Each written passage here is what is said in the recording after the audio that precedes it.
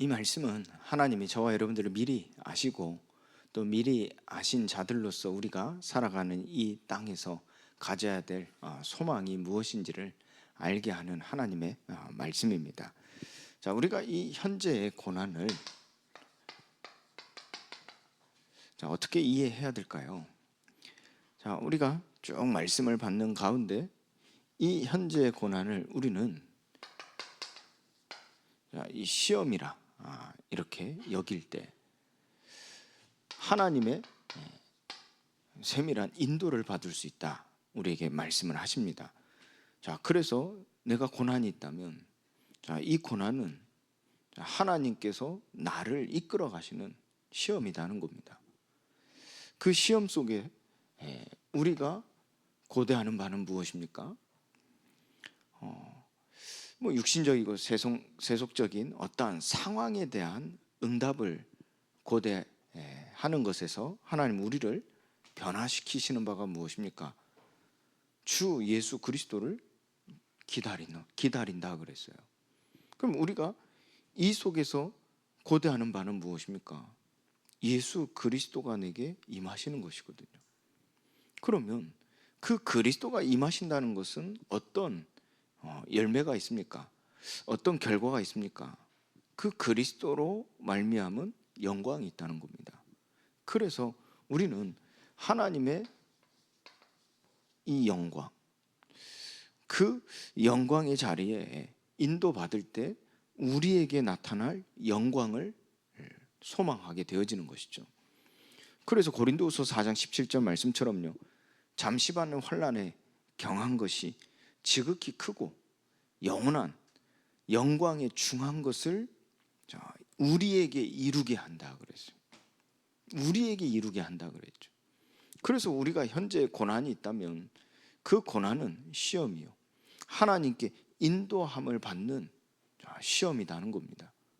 그때 우리에게 나타날 하나님의 영광, 그걸 우리가 기다리는 것이죠. 자, 이것이 우리가 하나님의 영으로 인도함을 받는다 하는 겁니다. 이는 또한 우리가 하나님의 영으로 인도함을 받는 자라는 겁니다. 여기에 대하여 오늘 말씀에서 우리가 보는 바가 무엇입니까? 하나님의 영으로 인도함을 받는 자는 그리스도의 사람이라는 겁니다. 자, 그리스도께 속한 자라는 거예요. 그리스도께 속한 자가 얼마나 우리에게 큰 복인지요, 성령께서 친히 우리가 하나님의 자녀인 것을 증언하신다 그랬어요. 이게 그리스도께 속한 자가 누릴 최고의 축복입니다. 성령께서 친히 우리가 하나님의 자녀인 것을 증언하시는 것이죠. 그리고 자녀이면 상속자라 그랬어요. 하나님의 상속자, 곧 그리스도와 함께한 상속자로 영광을 위하여 고난도 함께 받게 하시는 것이죠. 그 포인트는 여기 있습니다. 영광이 있죠. 그래서 우리가 하나님의 영으로 인도함을 받는 자로 이 세상 속에 살아갈 때 하나님께서 우리를 미리 아신 자로서 여기시는 겁니다. 이것이 하나님 앞에 살아있는 자로 여김을 받는다는 거예요. 미리 아신 자로요. 우리가 말씀 함께 읽은 그 구절에서 알 수 있는 것은 무엇입니까? 그 미리 아신 자들을 하나님께서 하나님의 형상을 본받게 하시고, 그 형상을 본받는 것은 하나님께서 미리 정하사 우리를 부르시고, 부르신 우리를 또한 의롭다 하시고, 의롭다 하신 우리를 또한 영화롭게 하신다고 그랬어요. 이것이 로마서의 핵심 부분에 대한, 로마서에 대한 메시지에 대한 핵심입니다. 결국 하나님이 우리를 부르셔서 의롭다 하시고, 의롭다 하신 우리를 영화롭게 하심으로써 하나님의 영광을 온 땅 가운데 나타내시는 것이죠. 그래서 하나님께서 우리에게 미리 아신 자의 축복을 이 땅에서 누리게 하시는 거예요. 그럼 여러분들이 현재 고난 속에서도 여러분 이 축복을 누리는 거예요. 미리 아신 자의 축복을 누리는 겁니다. 자, 이것은 우리에게 어떤 응답이 되어집니까? 또한 능력이 되어집니까? 오늘 우리가 지금 18절부터 자, 우리가 39절까지 이 본문 속에서 우리가 지금 대표로 29절 30절 말씀을 읽었는데, 이 본문을 가지고 여러분들 오늘 말씀을 한번 보시기 바랍니다. 자, 미리 아신 자로 여김을 받는다 하는 우리에게 주어진 축복과 우리에게 주어진 능력이 무엇이냐 하는 겁니다. 자, 썩어질 곳에서, 자, 이 썩어짐에 종로로 탄 데서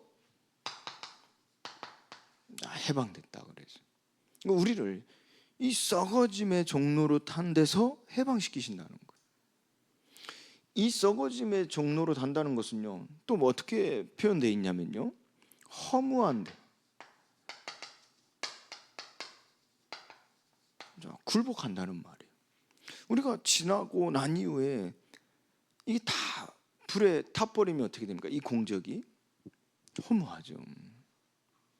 그런데 우리가 그걸 알고도 왜 종로로 탑니까? 그 허무한데 굴복했기 때문에 그래요. 그런데 이 사실을 성경 오늘 말씀에는요, 어떻게 표현했냐면요, 피조물이 허무한데 굴복하는 것은 자기의 뜻이 아니에요. 오직 굴복하게 하시는 이로 말미암음이라 그래서. 자, 여기서 굴복하게 하시는 이가 누굽니까? 이 사탄이 아닙니다. 바로 하나님이시다는 거예요. 이것이 우리에 대한 시험입니다. 결국 이 시험은 우리를 영광의 자리로 인도하시는 길이 되어지는 거예요. 그러면 이 길은 결국 우리가 어디에서 빠져나오냐 하는 겁니다. 바로 이 부분입니다. 썩어짐의 종로로 탄 데서 해방되어지는 거예요. 우리가 열심히 사는데 썩어질 것에 매여 있다, 썩어질 것에 갇혀 있다. 이게 허망한 거죠. 그래서 전도서에 보면 솔로몬은요, 헛되도다 헛되도다 그래서 모든 것이 헛되도다 그래서 열심히 세상을 살아가는 자들을 두고 헛되도다 그래서 헛되도다. 그것이 무엇을 의미합니까? 이 썩어짐의 종로로 탄다 하는 겁니다. 오늘 로마 교인들에게 이 말씀을 주신 것도 무엇 때문입니까? 이 로마 사람들입니다. 로마에 사는 사람들입니다. 그 말을 바꾸게 얘기하면 로마에 살려면 살아남아야 돼요. 살아남으려면 열심히 살아야 돼요. 최선을 다해 살아야 돼요. 그런 배경 속에서 바울은 얘기하는 겁니다. 너희가 썩어짐의 종로로 탄 데서 해방되었습니다. 그 말은요, 우리에게 그리스도가 나타나서 사망, 곧 썩어질 것이 폐하해지고 생명과 썩지 아니할 것이 드러난다는 거예요. 그럼 우리 눈앞에 당한 경주가 어떤 경주입니까? 썩지 아니하는 것을 위한 경주가 되는 거예요. 우리가 살아가는 모든 삶 속에서 하는 일들이 무엇입니까? 썩어질 것을 위하여 하는 것이 아닌 썩지 않을 할 것, 곧 생명이 드러나는데 우리가 우리의 열정, 우리의 에너지, 우리의 물질, 우리의 모든 것들에 쓰임을 받는다는 거예요. 하나님은요, 이 사람들에게요, 미리 아신 자들로서 먼저 하나님께서 주신 최고의 축복이 무엇입니까? 가장 가치 있는 일을 알게 하신다니까. 가장 소중한 일을 알게 하신다니까. 이는 곧 하나님 앞에 살아있는 자로 여김을 받는 것이요, 그들이 이 복음을 위하여, 생명을 위하여 살아간다는 거예요. 하나님께서는요, 이것이 어떤 배경 속에서 오는 축복입니까? 모든 사람이 죄를 범하였으면 하나님의 영광에 이르지 못할 때 하나님께서 주신 언약이 무엇이었어요? 여자의 후손에 대한 메시아, 곧 그리스도에 대한 언약이었습니다. 그 언약이 이걸 해결하신 거예요. 인간이 죄를 범하였음에 그 죄인이 어디 가운데 있게 되어졌죠? 이 저주받은 땅 가운데로 쫓겨난 거예요. 에덴에 쫓겨난 겁니다. 그게 무엇을 의미합니까? 저주받은 땅, 땅이 저주받은 그 가운데로 쫓겨난 것이라니까. 그것이 인간이 이 죄를 짓고 난 이후에 맞닥뜨린 현실입니다. 그러니 그들이 열심히 땀을 흘려야, 수고하고 땀을 흘려야 그 소산, 땅의 소산을 먹을 수 있게 되어지는 상태가 되어진 건데요. 다시 말해 은혜가 없는 겁니다. 전에는요, 아담과 하와가 농사 짓지 않아도 먹을 게 있었어요. 그게 무슨 말이죠? 은혜가 있는 겁니다. 일하지 않고도 먹을 수 있는 겁니다. 은혜가 있는 겁니다. 그런데 이 범죄한 이후에 하나님이 그들에게서 떠나니까 어떤 결과가 나타났습니까? 그들이 열심히 일을 해야, 수고하고 땀을 흘려야 그 소산을 먹을 수 있다 하면 은혜가 없는 겁니다. 그런데 문제는 무엇입니까? 그 땅이 가시 엉겅퀴에 매여 있다니까요. 그 가시덤불에 속해 있다. 그러니까 땅에 씨를 뿌려도 그 가시덤불로 인하여 그 씨가 자라지 못하는 거예요. 그 땅이 저주받은 겁니다. 그리고 여자에게는 해산의 고통이 임하게 되어지죠. 무슨 말입니까? 이 생명을 얻으려면요, 고통이 따르는 거예요. 조금 이 그리스도의 관점에서 얘기해 보면요, 사람이 살려면요 죽어야 된다는 얘기예요. 그게 죄의 싹입니다. 그래서 여자의 해산의 고통, 해산이란 거는 새 생명이 태어나는 거잖아요. 그 생명이 태어나는 데 있어서는 뭐가 따라오죠? 고통입니다. 그 고통이 어떤 고통이에요? 죽음과 같은 고통이죠.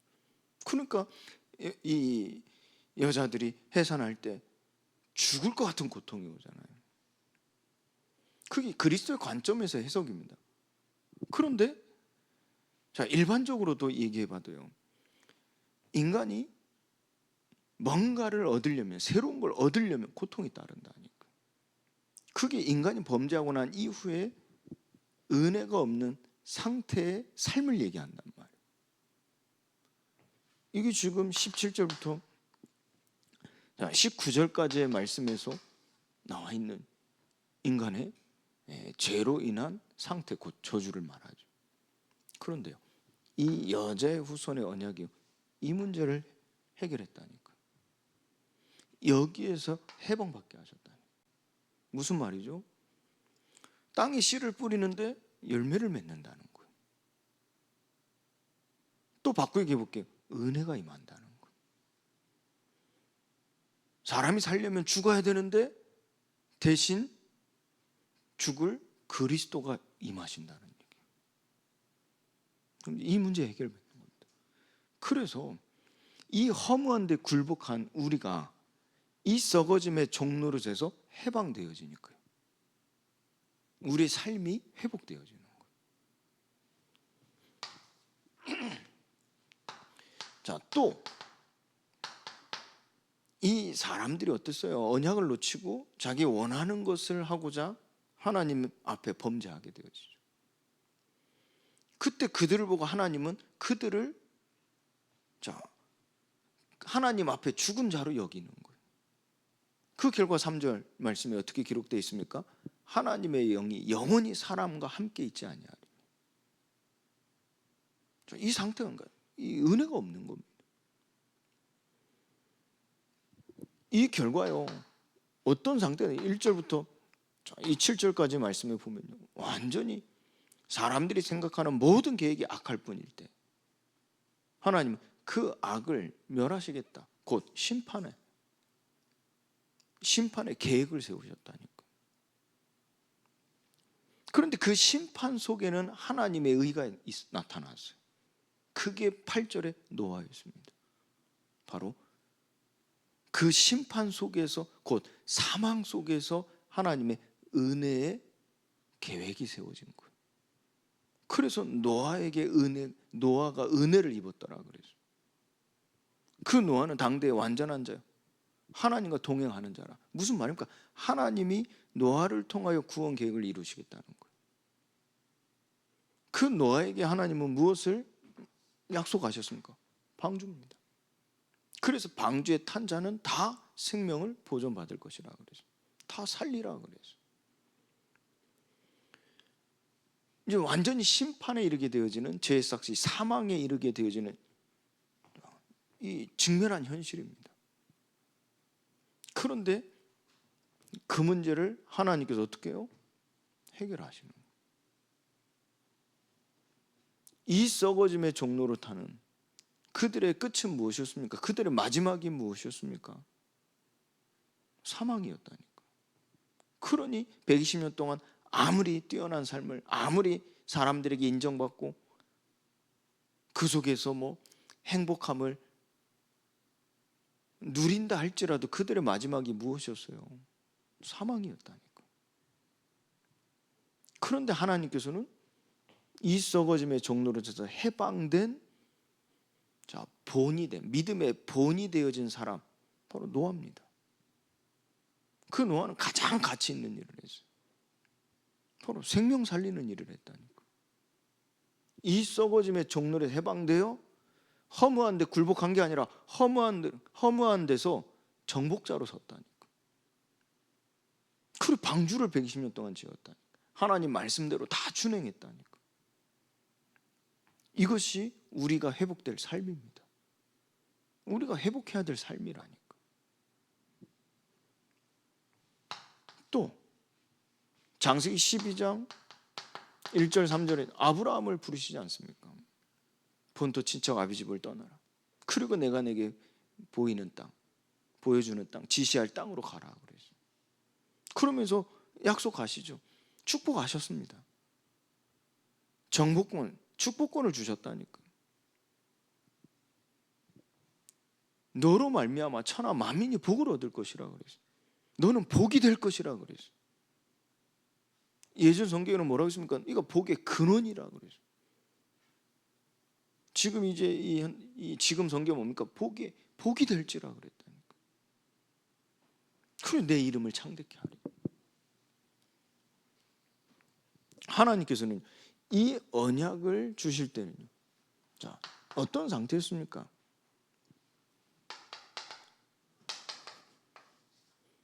인간이요. 바벨탑을 쌓아 온 지면에 흩어졌을 때라니까. 그런데 그 흩어져서도 뭘 했어요? 우상을 만들고 우상을 숭배했다니까. 그게 지금 아브라함 가문의 삶이요. 그 아브라함 가문의 삶이라는 것은 지금 바벨탑을 짓고 하나님으로부터 흩어짐을 당했던 자들의 삶이었다니까. 그럼 그들이 열심히 살았죠. 최선을 다해 산다 할지라도 이 썩어짐의 종로로 타는 그 가운데 그들의 마지막은 무엇입니까? 멸망입니다. 사망입니다. 그래서 그걸 보여준 바가 무엇입니까? 아브라함 그리고 조카 롯. 이미 하나님 부르실 때 그들이 어떤 상태였죠? 죽은 상태였잖아요. 죽었다니까요. 그나마 남아있는 지금 함께 처음에 같이 했던 롯의 엄마, 결국 어떻게 됐어요? 실제 아브라함을 하나님이 이 가나안 땅에 보내실 때는 죽었다니까요. 하나님 그걸 보여주시는 겁니다. 왜요? 이 썩어짐의 종로로 탄 그 마지막이 무엇입니까? 사망이었다니까. 그게 어디에 배경입니까? 어디에 뿌리였습니까? 이 뿌리였다니까요. 바벨탑을 쌓아 흩어짐을 당한 자들이 가졌던 삶이었다니까. 여기에 하나님은 이 언약을 주신 거예요. 아브라함을 세우신 거예요. 그래서 너는 본토 친척 아비 집을 떠나라. 무슨 말입니까? 여기에서 떠나게 하신다는 거예요. 그래서 이 썩어짐의 종로로 탄 데서 해방되어졌어요. 하나님께서 아브라함을 믿음의 조상으로 세우지 않습니까? 그리고 아브라함의 자손을 통하여 그리스도를 보내시다 약속하지 않았습니까? 네 몸에서 날 자를 통하여서 하나님 이 기업을 물을 자의 상속자 곧 하나님의 기업이 되어지고 그 기업이 영광이 되어지는데 보증이 되셨다니까. 무엇으로요? 하나님 말씀으로. 무엇으로요? 하나님의 영이 그들과 함께 하셨다니까. 아브라함과 함께 하셨다니까. 그래서 말씀하신 네 몸에서 날 자가 상속자라 그랬어요. 하나님께서요 미리 아신 자라 그랬어요. 미리 아신 자라. 하나님 앞에 살아있는 자로 여김을 받는 자라 그랬어요. 이때 하나님은 이 세상 속에서 곧 하나님 떠나는 데서 오는 삶의 상태입니다. 그걸 보고 저주라고 하죠. 재앙이라고 합니다. 여기에서 완전히 해방시킬 답이라니까. 우리에게도 주신 언약입니다. 우리에게 주신 축복입니다. 하나님께서 우리에게 주신 이 세상을 회복시키실 하나님의 은혜 언약인 줄 믿습니다. 그래서 모든 이 피조물이요,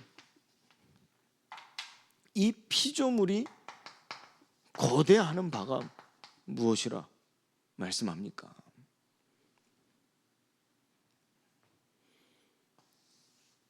바로 하나님의 아들들이 나타나는 것이라고 그러죠. 하나님의 아들들이. 여기서 그 하나님의 아들들이 나타난다 하는 바는 바로 여기서 나오는 겁니다. 여기에서. 하나님의 은혜를 입은 자요, 하나님과 동행하는 자, 그 당대 완전한 자라 여김받는, 하나님이 부르시고 의롭다 하시고 영화롭게 하시는 자들이라니까. 그런 이 모든 피조물들이 이 비밀을 아니까, 영으로 이 감각을 가지니까 고대하는 바인 거예요. 고대하는 바. 그래서 하나님은 이 성경 속에서 이 사람들을 구속하시는 거예요. 구원하시고 구속하시는 거예요. 지금도 마찬가지입니다. 저와 여러분들을 구원하시고 이 구속 속에서 우리가 결국은 이 세상 가운데 빛이 되어져 이 현장에 있는 여러 사람들을 살리는 일에 쓰임받게 하시는 거예요. 이게 하나님의 언약입니다. 그래서 이 성령, 이 성령의 처음 익은 열매라 그랬어요. 이는 곧 믿는 자들에게 하나님께서 약속하신 바, 그 성취가 무엇입니까? 그 성령의 임하심입니다. 우리 가운데 거하심입니다. 그게 무엇과 같은 겁니까? 죽은 자 가운데서 다시 살리신 이가, 그 다시 살리신 이의 영이 우리와 함께 계신다는 거예요. 그래서 우리의 죽을 몸도 살리신다는 거예요. 이미 우리에게 이루어진 하나님의 약속, 언약이라고 합니다. 이미 이루어졌다. 이미 내게 임한 하나님의 약속, 이미 계약이 만들어진 거예요. 계약이 성사되어진 거예요. 하나님이 도장 찍으신 거예요. 그래서 에베소 1장에 성령을 인치셨다 그러죠. 인치심을 받았다 그러죠. 그러니 그게 무슨 말입니까? 너는 내 것이라는 거예요. 우리가 그리스도의 것이라는 거예요. 우리가 그리스도께 속한 자라는 거예요. 이미 하나님께서 그 도장을 찍은 것이라니까. 그 계약이 성사된 것이라니까. 그런데 오늘 말씀에 보면요, 이것이 이루어졌지만 또 두 번째로 말한 바가 무엇입니까? 양자 될 것에 대하여 말하고 있어요. 될 것. 이것은 이미 이루어졌다 했는데 여기에 대해서는, 양자에 대해서는 될 것이라 그랬다니까. 앞으로 이루어질 일이라 하는 거죠. 미래로 표현을 한 겁니다. 이게 무엇을 얘기합니까? 우리 안에 성령께서 임하시는데 이것이 이루어질 때 이 피조물이 고대하는 바, 이 시간표, 하나님의 시간표와 연결되어지는 부분입니다. 그게 무엇입니까? 우리의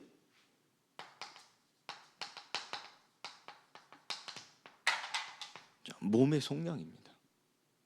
그러니까 우리가 영적으로 성령께서 우리 안에 거하셔서 우리를 의롭다 하신 일이 이미 우리 안에 이루어졌는데 아직 남아있는 게 뭡니까? 우리 몸의 속량이라니까.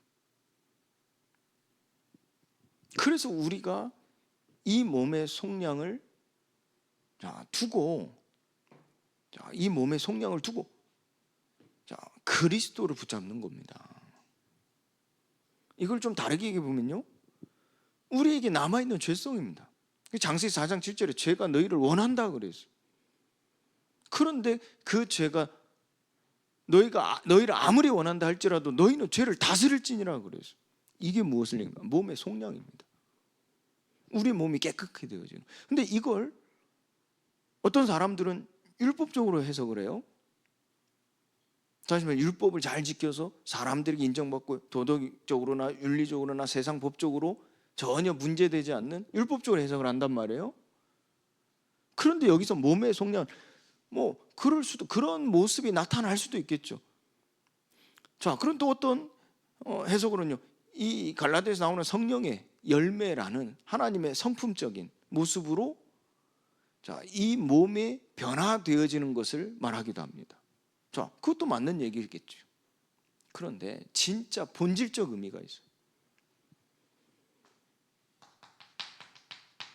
구속입니다. 그러니까 우리의 몸이 구속되어지는 데까지 이르는 거예요. 우리가 예수 그리스도를 영접할 때 우리가 마음으로 믿어 의에 이르고 입으로 시인하여 구원에 이르게 되어지죠. 그 믿음입니다. 그 믿음을 하나님이 보시고 우리에게 이미 은혜를 주셨다니까요.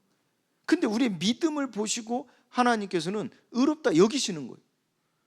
하나님의 권세가 우리에게 임하여 하나님의 자녀가 되어지는 거예요. 양자의 영을 받아 아빠, 아버지라 부를 수 있도록 하나님께서 특혜를 주신 겁니다. 그런데 아직 이루어지지 않는 게 무엇이죠?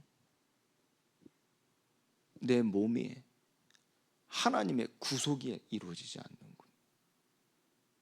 구속이 이루어지. 그런데 우리가 신앙을 갖는다, 신앙생활을 한다 하는 것은 곧 하나님이 나를 구속하죠. 나의 인생 모든 것을요 구속하게 되어지는 하나님의 뜻하심과 이루어지는 과정이 되어지는 거예요.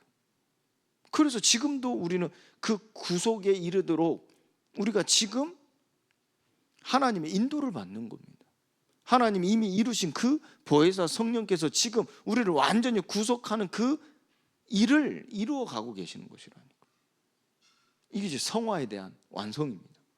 성화는 어떤 보여지는 모습 속에서 예수님의 성품을 닮아간다라고 해석할 수 있지만은 본질적으로 얘기해 보면요, 완전한 하나님의 구속입니다. 그 구속을 받는 것입니다. 그것이 우리에게 증거하는 성화의 완성입니다. 근데 이게 지금 양자 될 것이라는 것은 이걸 빌립보서 3장에서 바울은 또 이와 같이 얘기합니다. 이미 얻었다 함도 아니요 아직 이루어지지 않은 것도 아니라 그래서 무슨 말인지 이해되십니까? 이 말 알아들으면 여러분들이 정말 여러분이 때문에 여러분들 주변에 많은 피조물들이 고대하는 바, 여러분들이 나타나길 고대하는 바 되어 나타나니까 완전히 다 살아버리는 거예요. 근데 이 말 알아들으면요, 근데 좀 알아듣기 쉽지 않을 겁니다. 왜냐? 이 구속이라는 하나님이 나를 완전히 구속하신다 그 자체도 아직 이해가 안 되거든요. 이게 억압이라 생각하거든요. 그러니 어린 아이 같은 수준에서는요, 율법을 통해서 보호를 받는 겁니다. 율법을 통해서 보호를 받는 거예요. 그런데 장성한 자, 단단한 음식을 먹는 자는요, 율법이 필요한 게 아니라니까요. 하나님의 구속함 속에서 살아가는데 모두가 살아난다니까. 나 자신을 비롯해서 주변의 사람들이 살아난다니까. 구속을 받는데. 그래서 우리를 다시 무서워하는 종의 영을 받은 것이 아니라 양자의 영을 받은 것이라고 그러죠. 이게 여러분들 쉽게 좀 힌트를 얻으려면 가정에서 보시면 여러분들 부모가 자녀를 구속하잖아요. 그렇잖아요. 구속하지 않습니까? 근데 그 구속이 인간은 좀 불완전하기 때문에 부모의 동기, 부모의 어떤 욕심, 그것 때문에 그 구속이 어떻게 보면 엇나갈 수도 있는데 하나님은 그렇지 않죠. 흠이 없으시죠. 완전하시죠. 그때 하나님의 구속이 어떻게 했습니까? 부모의 완전한 사랑이 무엇입니까? 결국은 그 구속은 자녀를 100% 자녀를 위한 것입니다. 그리고 그 자녀를 100% 전적으로 부모가 완전히 구원할 수 있다는 겁니다. 이 관계가 만들어지는 거예요. 그러니까 부모가 자녀를 어떤 상황, 어떠한 문제, 어떠한 사건, 어떠한 상태에 있다 할지라도 능히 구원할 수 있는 능력이요. 그리고 또 그 자녀, 오롯이 자녀만을 위한 구속입니다. 그게 하나님과 나의 관계 속에서 이게 누려지기 시작하면요, 수고하고 무거운 짐진 자들아 다 내게로 오라 내가 너희를 쉬게 하리라. 예수님 말씀하셨죠. 다 내어드린다니까. 그러니까 여러분들 이 그림 기억하시죠? 이 그리스도께 주인의 자리를 완전히 내어드린다니까. 그냥 내가 좋을 때만 내어드리고 필요할 때만 내어드리는 게 아니라요, 24시간 365일 평생 1초도 빠짐없이. 그런데 우리의 약함을 아신다고 그랬어요. 그러니까 우리의 약함은 무엇입니까? 이게 1초도 예외 없이 이 구속을 받기가 쉽지 않거든요. 우린 틈만 나면 우린 자꾸 딴 생각하거든요. 틈만 나면 우린 또 나를 위하려고 이 영광의 자리를 자꾸 넘보고 주인의 자리를 자꾸 넘보거든요. 그리고 또 뭐 나만이 문제가 아니에요. 또 이 속이는 영이, 미혹의 영이, 거짓의 영이 자꾸 또 미혹하거든요. 자, 이 양자가 될 것이다 하면요, 그래서 우리에게 하나님께서는요 그 구속의 하나님의 역사를 우리에게 끊임없이 말씀하시는 거예요. 끊임없이 확인시켜 주시는 거예요. 그래서 여러분들 시험 보면 오답 쓰잖아요. 그러면 그 틀린 걸 알게 되죠. 그리고 난 이후에 무엇입니까? 정답을 알게 되잖아요. 그럼 다음 시험 볼 때 어때요? 그걸 기억하는 자, 그걸 간직하는 자는 어때요? 정답을 쓸 거 아니겠어요? 그 끊임없이 하나님 가르치신다니까. 그래서 기다리는 겁니다. 하나님 또 기다리시는 겁니다. 그래서 우리가 보이는 것을 바라는 게 아니에요. 우리의 소망이, 우리가 고대하는 바는 보이는 것이 아니라 보이지 않는 것이라 그래요. 그 무엇을 의미할까? 내용은 무엇일까요? 세속적인 것, 세상적인 것, 육신적인 게 아니라는 거예요. 땅의 것이 아니라는 거예요. 위의 것이라는 거예요. 그래서 땅의 것, 너희가 그리스도와 함께 다시 살리심을 받았으면 위의 것을 찾으라 그래요. 그게 구체적으로 무엇을 얘기할까요? 우리가 고대하는, 우리의 소망은요, 보이지 않는 게 무엇입니까? 믿음은 바라는 것들의 실상이요, 보이지 않는 것들의 증거라 하심, 그 실체가 무엇입니까? 바로 성령입니다. 그래서 우리는 그 성령께서 나의 약함을 아시고 나를 위하여 친히 간구하시는 바를 믿고 그 성령께서 나의 모든 것을, 생각, 마음, 내 정신, 내 영 주가 되시기를 기도하는 거예요. 간구하는 거예요. 주의 자리를 내어드리는 거예요. 그래서 성령 충만을 기도하는 겁니다. 그 보혜사 성령께서 우리를 가르치시고 우리에게 말한 모든 하나님의 말씀, 생명을 생각나게 하신다니까. 그래서 이 하나님을 경외하고 또 이는 하나님을 사랑하는 자라. 예수님 베드로에게 네가 나를 사랑하느냐 물으시잖아요. 왜 그랬을까요? 못 믿어서가 아닙니다. 하나님을 사랑하는 자, 곧 뭐라고 했죠? 그의 뜻대로 부르심을 입은 자라 그랬어요. 이 사랑하는 자 뭡니까? 그의 뜻대로. 그러니까 우리가 하나님을 사랑한다 하는 것은요, 주님의 뜻대로 살겠습니다 라는 말입니다. 하나님이 나에게 물으실 때요, 네가 나를 사랑하느냐? 그걸 예수님이요 뭘 물으신 겁니까? 네가 내 뜻대로 살겠느냐? 왜요? 베드로가 3번 부인했잖아요. 그렇잖아요. 전에 3번 부인했잖아요. 거기 맞춰서 하시는 겁니다. 치유하시는 거예요. 그러면서 치유하시면서 그걸 확실하게 하나님께서는 이 베드로를 너는 내 것이다 하는 거예요. 너는 그리스도께 속한 자다. 이걸 확신시키는 겁니다. 그러면서 18절에 말씀하지 않습니까? 네가 젊어서 네 원하는 곳으로 다녔거니와 이제는 네가 내게 띠띠우고 네가 원치 않는 곳으로 다닐 것이라 그랬어요. 또 어떠한 죽음으로 하나님의 영광을 나타내리라 그랬어요. 이 하나님을 사랑하는 자, 곧 그의 뜻대로 부르심을 입은 자들에게는 모든 것이 합력하여 선을 이루어간다 그래요. 그래서 하나님은요, 이 하나님을 사랑하는 자에게 눈을 떼지 않게 하신다니까. 우리 안에 그냥 그러니까 예수님이 가르치심이잖아요. 네 안에 거하신다. 예수님이 가르치셨잖아요. 내 말이, 내가 네 안에, 네가 내 안에. 아예 예수님이 가르치신 것이라니까. 그래서 항상 우리를 돌보시는, 우리의 약함을 아시고 우리의 연약함을 아시고 도우시는.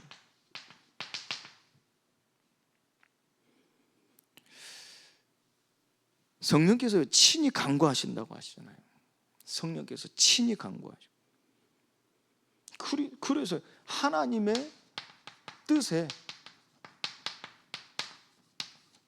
부합하도록 만드시는 거예요.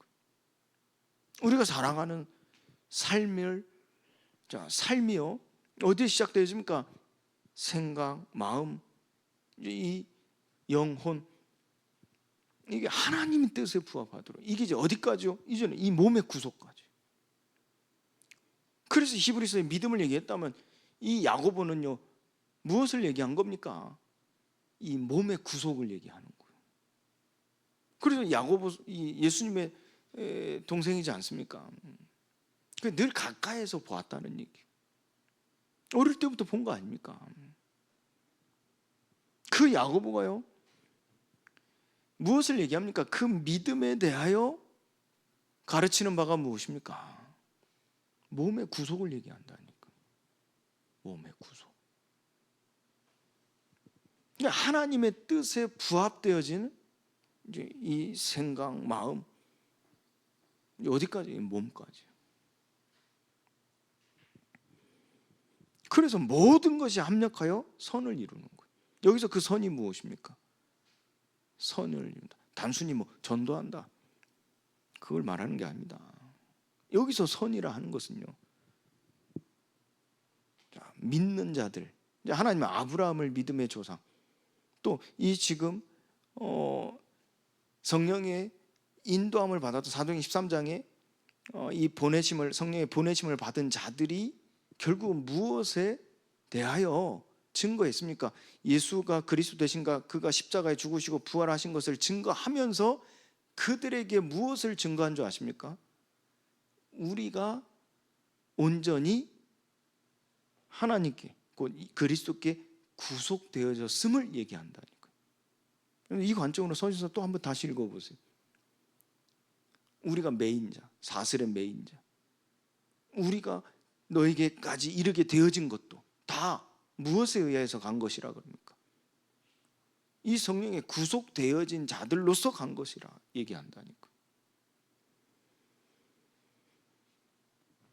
이는 곧 그들이 그리스도를 본받고 그 구속되어지는 것을 그들에게 보여줄 때, 바울은 사람들에게, 전도자들에게 가르친 바가 무엇입니까?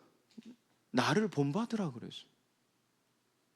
그리고 나와 주 예수님을 본받는 자가 되라 그랬어요. 자, 그럼 여기서 말하는 선은 무엇입니까? 우리가 이 믿음의 선진들, 그리고 주 예수 그리스도를 본받는 것이라는 거예요. 본받는 것. 그리고 또 선을 무엇이라 말합니까? 우리가 착한 일을 많이 한다, 세상에서 사람들이 인정받는 사람들을 돕는 그 일을 선이라 정의하는 게 아니라, 여기서 말하는 선은요, 하나님과 화목입니다. 하나님과 가까운 교제입니다. 이는 우리는 연약하여 하나님의 뜻을 알 수 없지만 성령은 하나님의 뜻을 아신다 그래서, 안다 그래서, 하나님의 깊은 것까지도 통달하신다 그래서. 그래서 그 선은 무엇입니까? 우리가 하나님과 깊은 가까운 교제를 할 수 있도록, 이는 곧 하나님의 뜻에 부합하도록 우리를 완전히 마음을 새롭게 하시고 우리의 모든 것을 새롭게 하시는, 그러니까 합력하여 선을 이루신다 그래서. 또 선은요, 하나님 나라를 위한 열매를 맺는데요, 곧 그 일이 이루어지는 것이라 그래서. 하나님 나라의 일이 이루어지는 것이라. 그러면서 마지막으로 이 선에 대하여 말하는 바는 하나님의 영광이 나타날 것이라는 거예요. 그럼 장차 나타날 하나님의 영광. 그래서 하나님께서는 이 뜻에, 하나님의 뜻에 부합한 우리의 모든 것입니다. 그 모든 것이 합력하여 그 선을 이루니라. 그러면서 이 많은 형제 중에서 맏아들이 되게 하려 하신다 그래요. 다시 이게 뭡니까? 그 선 중에 첫 번째 얘기한 본이 되게 하시는 거. 그래서 바울은요, 제자들에게, 성도들에게 계속해서 말한 바가 무엇입니까? 내가 그리스도를 본받은 것 같이 너희도 나를 본받으라 그랬다니까. 무엇을 의미합니까? 하나님을 사랑하는 자를 하나님께서 맏아들이 되게 하려 하십니다. 이게 미리 정하신 자라, 미리 아신 자, 미리 아신 자는 하나님께서 미리 정하신 자라 그랬다니까. 하나님의 형상을 본받게 하기 위하여 미리 정하셨으니 그랬죠. 이는 그로 많은 형제 중에서 맏아들이 되게 하려 하심이라 그랬죠. 이게 어떤 응답입니까? 증인되게 하시는 겁니다. 그래서 하나님은요, 이 그리스도와 함께, 이 그리스도와 함께 모든 것을 주신다 그랬어요. 모든 것을 주신다 그래요. 미리 아신 자들의 소망입니다.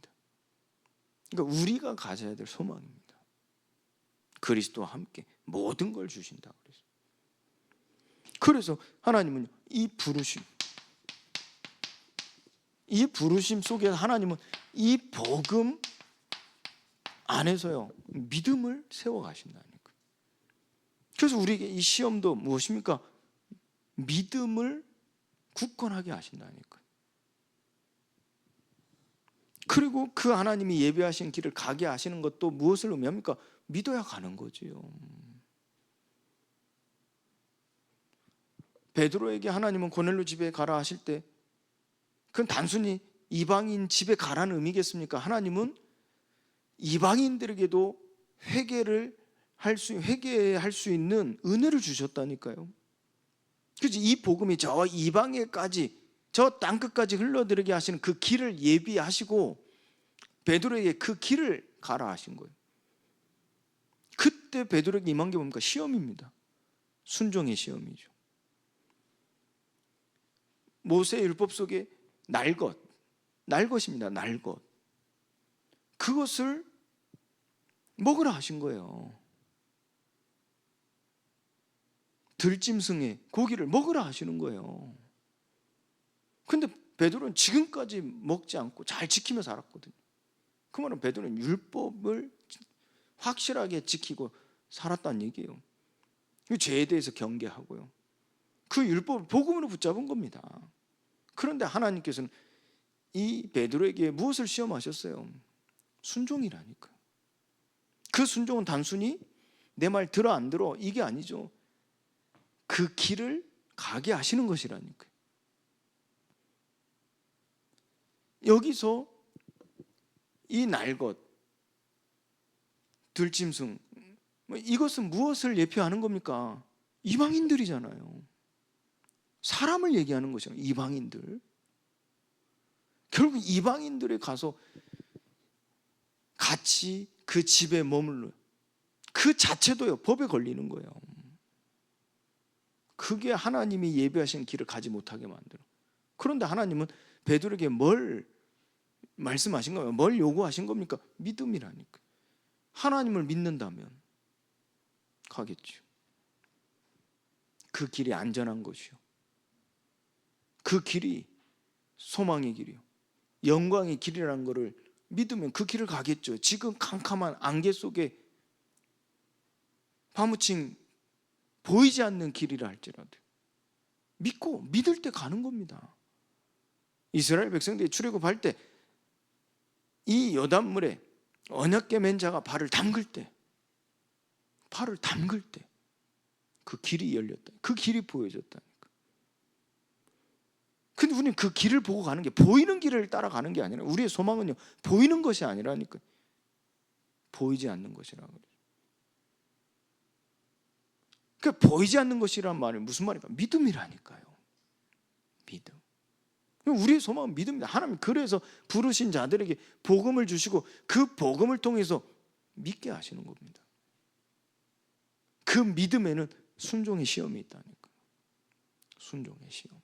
그럼 믿으니까 순종하는 거예요. 못 믿으니까 불순종하는 거예요. 그리고 그 부르신 자들을 의롭다 하시죠. 의롭다 하신 것은 뭡니까? 하나님 앞에 살아있는 자로 여긴다는 거예요. 곧 생명 있는 자. 그래서 하나님은요 이 에스겔을 부르시고 말씀하십니다. 이 마른 뼈들을 보여주시고 이 마른 뼈들이 능히 살겠느냐, 능히 살겠느냐 물으셨다니까. 왜요? 에스겔에게 무엇이 있었습니까? 생명이 있었다니까. 무슨 말이죠? 하나님은 에스겔을 하나님 앞에 살아있는 자로 여기셨다니까. 그래서 말씀하십니다. 내 속에 있는 말씀을 대언하라. 내게 있는 말씀을 대언하라.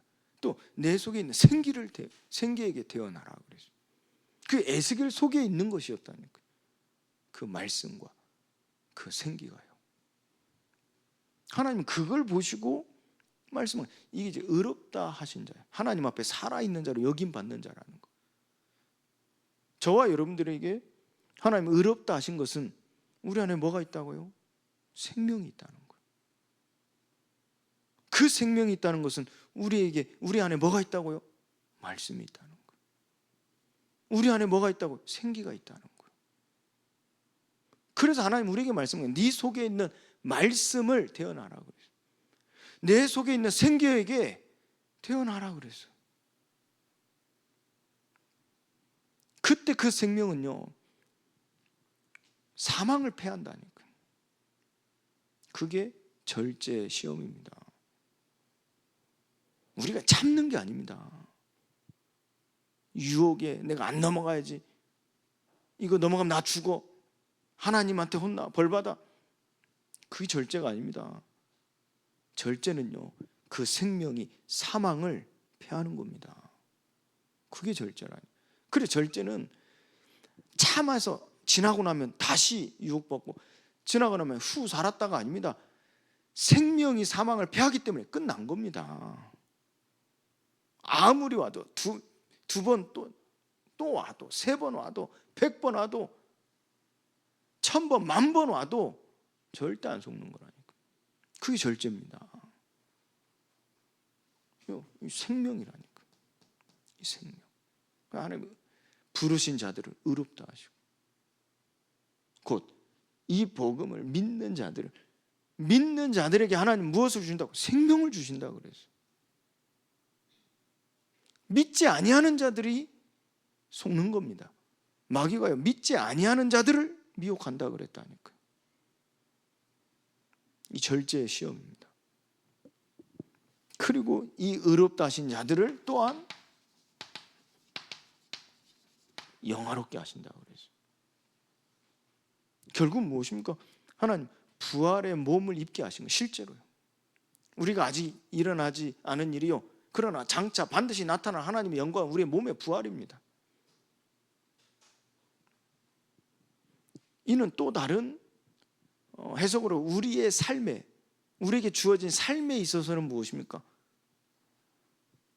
우리를 거룩하고 흠이 없게 보존하신다고 그랬어요. 그리스도께 속한 자로 하나님께서 완전히 책임지신다는 겁니다.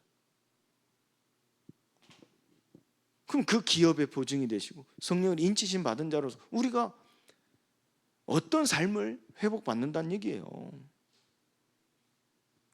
곧 노아처럼요, 아브라함처럼요, 수많은 이 선지자들의 하나님의 말씀을 받고 남은 자가 돼요. 그 남은 자들처럼요. 그리고 이 초대교회 하나님이 불러 세움받은 기름 부음 받은 자들처럼, 그들처럼 하나님과 동행하는 자가 돼요. 하나님 쓰임 받는 거예요. 사명의 시험입니다. 그래서 우리가 나의 삶을 마치려 할 때 조금 더 부끄러워하지 않은 것은 이 표대를 향하여 달려가는 것이요, 이 사명의 시험을 내가 능히 감당하는 것이요, 조금 더 부끄럽지 않음을 말할 수 있는 그 증거가 되는 겁니다. 결국 하나님은 이 몸의 부활을 우리에게 약속하셨다니까. 자, 그래서 우리에게요 31절부터 말씀은 또 무엇을 결론에 말씀하십니까? 이 그리스도의 사랑,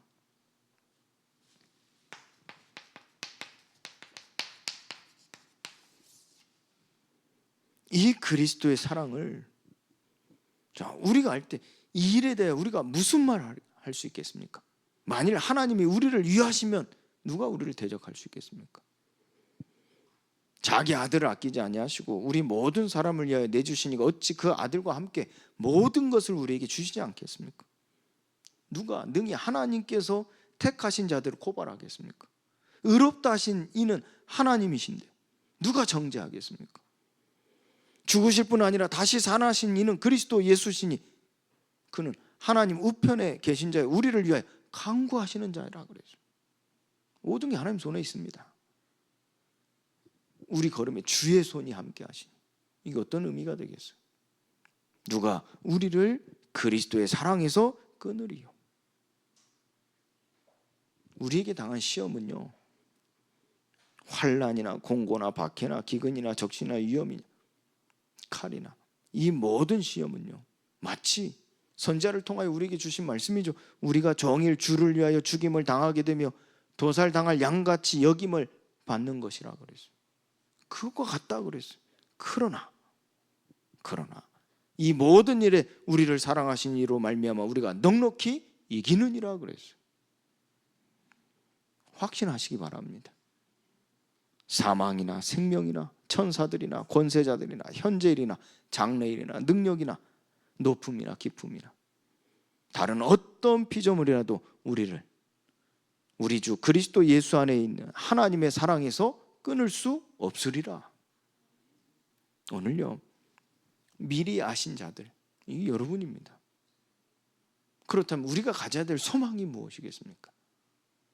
확실히 붙잡고요 오늘 하나님의 사랑받는 자 되시기를 예수 그리스도의 이름으로 축원드립니다.